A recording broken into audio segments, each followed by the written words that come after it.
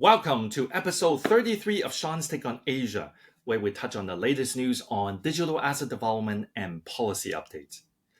First of all, happy Mother's Day. I hope all of you celebrated the weekend with the important women in our lives, as the world surely cannot function properly without them. Last week saw several Asian regulators making announcements as the region continues its path towards providing more consumer protection and anti-money laundering policies. The Philippine Securities and Exchange Commission announced the introduction of a regulatory framework for cryptocurrencies in the second half of 2024. This came on the back of recent crackdown on unlicensed service providers in the country, including banning Binance and requesting Apple and Google to remove the app from their respective stores. Meanwhile, Taiwan's Ministry of Justice proposed amendments to the existing anti-money laundering laws that could impose up to 2-year jail terms for non-compliant firms. The proposed amendment will be sent to the country's national parliament for review.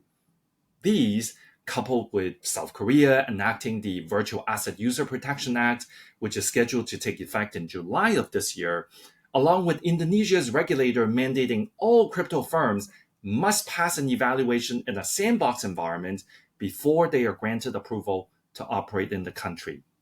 Yup, regulators in the region are moving very fast, and 2024 will mark the year when Asia solidifies its regulatory stance for digital assets. Moving to a topic we've been following closely, that is the launch of spot virtual asset ETFs in Hong Kong.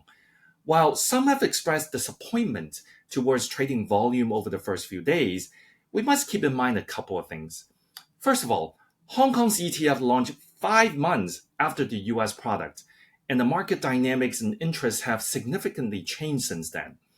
The US ETFs launched when Bitcoin was at roughly 46,000 US dollars, while by the time Hong Kong launched its ETFs, Bitcoin is already at around $63,000. That's a premium of 36%, which probably dampened some investors regarding market entry timing. Second of all, the total asset under management has already exceeded 2.9 billion Hong Kong dollars, which is roughly 300 million US dollars for a city that only has a population of 7.5 million people. That is actually a pretty respectable number in terms of inflow. Again, keep in mind that the southbound stock connects that allows mainland investors to invest in Hong Kong stocks has not been activated to include spot ETFs yet. The timing of which is still unclear, but it could bring significant inflow when it happens. That's all for the week ending May 10th.